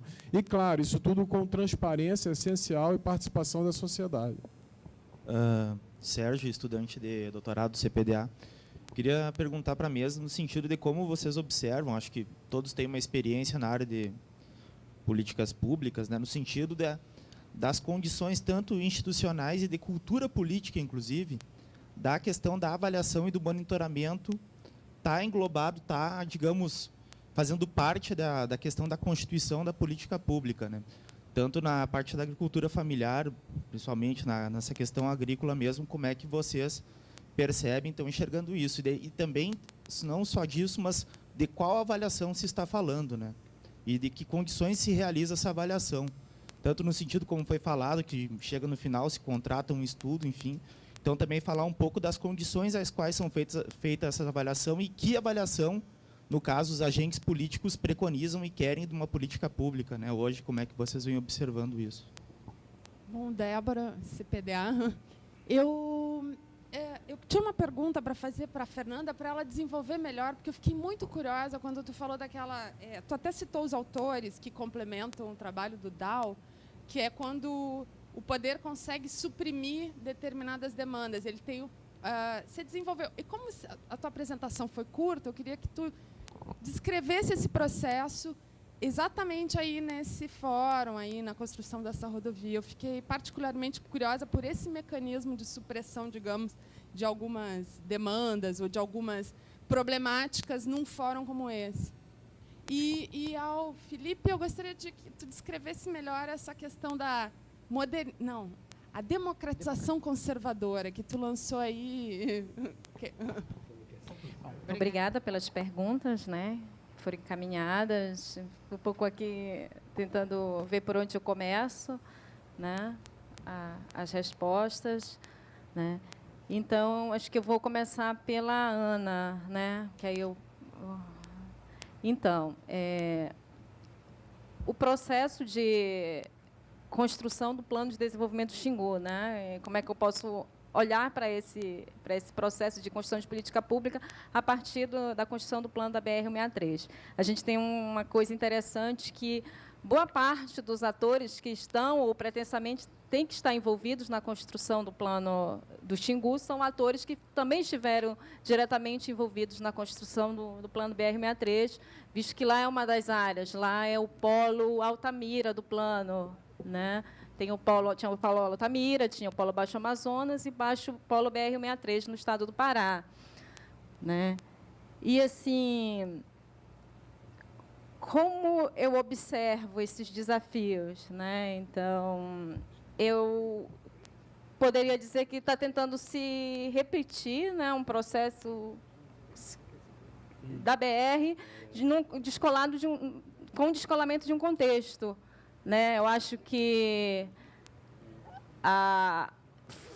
com todas as frustrações que se tem do plano BR-163, né, eu acho que ainda tem muito a ser analisado, ainda tem que ser muito compreendido.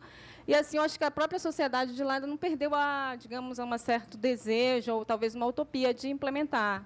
Mas você tentar executar ele, assim, eu não conheço muito como é que está sendo feito o processo, mas de uma forma similar àquilo que aconteceu, eu acho meio inviável, né? Eu acho que o contexto que possibilitou o surgimento do plano BR-63, tanto do ponto de vista do governo federal, né, do governo Lula recém-possado, como um Ministério do Meio Ambiente mais fortalecido, com uma proposta de tratamento transversal da questão ambiental, né, considerando as dimensões econômicas, considerando as questões sociais, né. Eu acho que isso tudo foi meio fragilizado ao longo do governo Lula e está mais fragilizado agora no governo Dilma, né? As mudanças que aconteceram dentro do Ministério do Meio Ambiente, na verdade, você tinha um contexto assim, em que o governo ele foi entre aquela opção de você construir uma estrada só para transportar cargas, para baratear o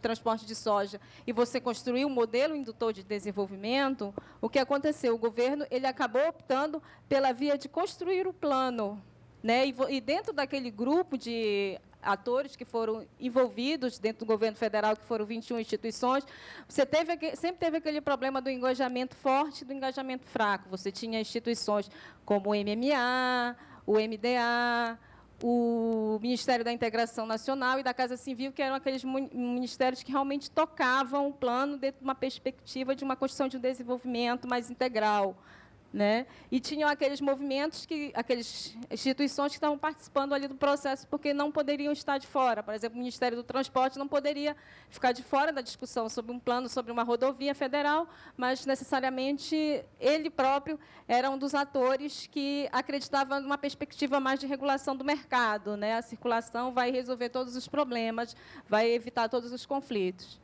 né?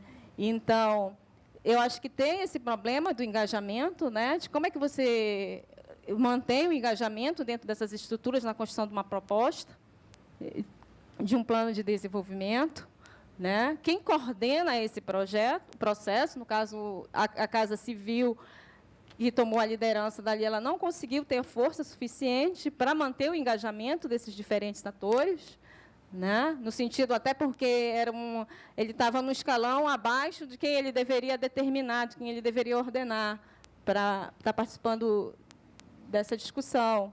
Aí, aqueles conflitos que surgem no meio, né? Eu falei um pouco dos conflitos abertos e dos conflitos velados, mas em torno da elaboração de propostas. Mas, quer dizer, o plano ele começou, durante o processo de construção, os conflitos foram tão grandes que o governo ele teve que entrar em área para desenvolver algumas ações que, se ele não fizesse naquele momento, ele não faria mais. Por exemplo, criar unidades de conservação, criar assentamentos, né? E todos esses processos, né, a implementação desses instrumentos, eles foram gerando mais conflitos, que gerou, de certa forma, o que aconteceu. O Estado do Pará, naquele contexto, ele classificou as ações como intervencionistas, como engessadoras da economia estadual, né? E isso gerou digamos assim, uma espécie de comoção em algumas regiões da BR-163, onde segmentos da sociedade dos setores madeireiros, né,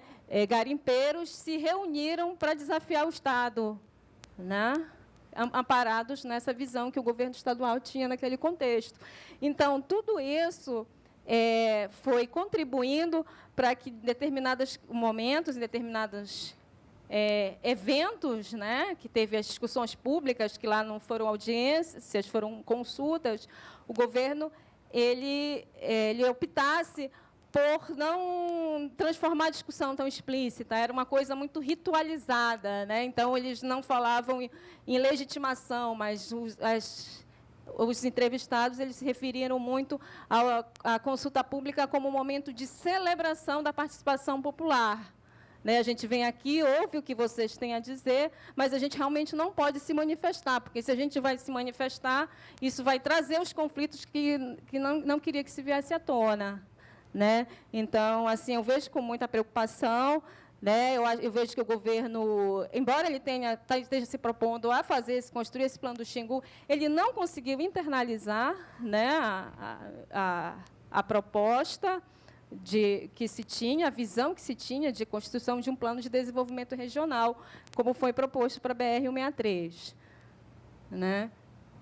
A professora Léo já está aqui me pedindo para eu concluir, aí fica assim... Tem as questões do Heitor, né? Não sei se eu respondi a Ana, mas tem as questões do Heitor e tem as questões do Sérgio. Né? Então... acho que até me perdi aqui. Tudo bem, professora. Então, eu acho que esse processo de construção, né, de avaliação das políticas públicas, ele ainda está muito conturbado. Né? Eu acho que ainda tem os indicadores, né, quando você consegue construir as demandas.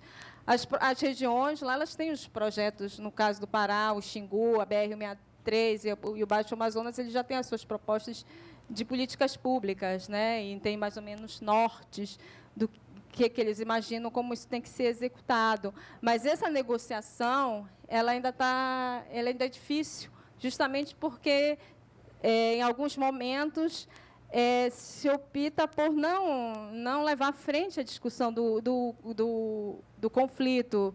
Né? Quer dizer, você optou por implementar o fórum, né? Você colocou o fórum todo bonitinho no papel, tem as pessoas nomeadas, mas, na hora de você chegar para fazer a discussão, você não pode fazer a discussão porque ele não tem digamos assim, os diferentes atores que estão ali envolvidos não reconhecem aquela competência, né, daqueles atores que estão envolvidos em deliberar sobre determinados assuntos. Né? Então, acho que a gente ainda vai ter que avançar muito para fazer um monitoramento, para fazer uma avaliação melhor. Eu acho que indicadores tem, mas a gente precisa amadurecer. Né? Eu acho que a Débora ela fez uma pergunta bem específica em relação à apresentação, né? Que é quando eu falo o exercício, né, quando o ator utiliza a sua força para criar ou reforçar valores sociais e políticos e práticas institucionais que venham a restringir o debate e não produzam politicamente os danos. É quando eu falo que havia uma espécie de espírito de celebração nesses momentos de debate da política. Né? E você não conseguia avançar. Né? Eu acho que o colega aqui, desculpa, eu não lembro o nome, mas, enfim, eu acho que você colocou uma questão que tem a ver com como que eu vejo as conferências, né? E eu acho que a Ana também comenta das conferências dentro desse processo da construção de política, e aí ela traz o Conceia e eu acho que, nesse processo da constituição da política, eu não exaltei o papel do Conceia, até porque o Conceia não era o foco era as conferências de segurança alimentar. Mas, sem sombra de dúvidas, que o Conceia tem um papel fundamental e que, a partir da estruturação do Conceia, que foi estabelecida a conferência. Então, assim, a conferência ela ganha uma importância, e por isso que eu dei importância no trabalho, a partir do momento em que na lei, na Lausanne, ela é reconhecida como o locus de definição de diretrizes e princípios para a política. Mas eu também não coloco na conferência toda a expectativa da construção da política, reconheço ela como parte desse processo que tem princípio na atuação do Conceia, até porque o Conceia, ele, na primeira conferência, assim como ele fez na terceira, ele estruturou um livro com recomendações para serem debatidas nos municípios, nas regiões, e aí, enfim, esse livro base, ele circulou, e isso vem desses grupos que atuam dentro do Conceia, que debatem a política nacional. Então, o Conceia tem um papel fundamental. Ele também orienta, né, essas proposições, que foi o que aconteceu na terceira conferência, orientou propostas, e depois dessas propostas, isso que eu rapidamente estava mostrando para vocês, muitas dessas propostas, elas, quando voltaram da base, né, eu digo dessa discussão dos municípios e regiões, elas foram incorporadas com novos temas, foram incorporadas novas questões, foram complexificadas, tanto que o relatório, principalmente o relatório da terceira conferência, onde apresenta as propostas, ele é muito complicado, muito denso, né, de informações, tem muita informação e muitas propostas. Então, assim, eu acho que existe um local, né, que era a preocupação de como essas conferências elas também participam, elas fundamentam a política, né, mas eu acho que ela tem um papel aí importante, porque ela não só, que é a questão sua, ela serve como um instrumento, porque ela traz questões novas e que depois não podem ser ignoradas na conferência, até porque um exemplo que eu vivenciei na terceira conferência era uma reclamação dos populações tradicionais, né, de que que eles não estavam se sentindo reconhecidos nas propostas, fizeram uma mobilização na conferência e, né, teve que ser feito toda uma discussão novamente com esses grupos para que o que estava sendo discutido na conferência, as propostas da conferência, incorporassem, de fato, as reivindicações desses grupos. Então, acho que as conferências elas servem como instrumento nesse sentido, porque, embora exista uma indicação do Conceia para temas e proposições, o retorno, você não tem controle desse retorno. Eu acho que isso que é o importante, né? Você ter essa ampliação de propostas. E aí, depois disso tudo também, né, como eu acompanhei, ele é avaliado, ele é acompanhado pelo Conceia e também definido quais são as prioridades, até porque são muitas, só na terceira, eram 145 propostas, então eram muitas propostas e tem que ter um enfoque do que era prioritário para atuação e acompanhamento do próprio Conceia. Para concluir nesse sentido, bom, eu entendo como um processo, então, é um instrumento de criação da política, mas também legitima, porque esses grupos sociais, eles passam a discutir temas, passam a reconhecer grupos sociais que eles desconhecem. Então, acho que legitima essa ampliação ou o enfoque da segurança alimentar, a noção que se tem de segurança alimentar, e eu acho que legitima também essa política. Então, não acho que seja uma coisa só, não vou optar por uma coisa ou outra, mas eu acho que essas duas questões. E aí, eu acho que a questão da Ana, só para me centrar nessas duas, eu não dei o enfoque ao Conceia, até porque ele está sendo um objeto de estudo de um outro colega aqui do CPDA, que é o Renato Nascimento, que está estudando o Conceia enquanto uma arena de construção e debate da política nacional. O meu enfoque era outro, era também a discussão da participação e aí as conferências, porque os estudos sobre conferências nacionais são recentes. O IPEA está fazendo um estudo esse ano. Tem 3 estudos no Brasil só sobre conferências e vocês viram o quanto de conferências tem no Brasil. Então, é um movimento novo, né, que se ampliou muito no Brasil, e eu acho que os estudos internacionais não têm essa amplitude não tem esse tipo de instrumento com essa amplitude que a gente tem, e eu acho que é uma coisa muito recente, né? Então, o enfoque era um pouco outro, mas o CONSEE é extremamente importante. De fato, eu acho que é um ponto difícil, não? É o controle social. É difícil porque é um sistema de democracia participativa, não? E não representativa, não? A partir daí, se não tem delegação, algumas pessoas e uma dotação de recursos particular, vira extremamente complicado, não? Eu acho, pessoalmente, não, que o controle social não é só a luta, a reivindicação, é uma parte fundamental do processo, claramente, não? Mas isso também necessita de todo um processo de engenharia, não? De profissionalização, né? Como, por exemplo, produtores rurais ou moradores rurais pode opinar sobre um projeto de arquitetura, de instalação de uma obra civil, se não tem profissionais que construem o projeto, que mostram e que podem informar, instrumentalizar respostas com respeito a perguntas particulares, enquanto a influência sobre, vou dizer qualquer besteira, não sobre o nível da água, sobre, bom, precisa atrás profissionais que montam modelos, que montam projetos e que podem, a partir daí, responder. Aí o controle social tem sentido, porque tem esses profissionais que vão instrumentalizar as perguntas das pessoas. Senão vira complicado, né? E até que ponto não entra num jogo de clientelismo, não? Toda a dificuldade que temos sobre a expressão desse controle social. E acho que é bem complexo, não? Outro ponto que queria comentar uma coisa, não, é sobre a avaliação de políticas públicas, não, do Hector. Não sei se aí não é necessário, se não se faz já, uma evolução um pouco dos critérios, globalmente passando de uma lógica de repartição de recursos a uma lógica de resultados, né? Até agora, muitas vezes, e não só no Brasil, em outros lugares é a mesma coisa, não?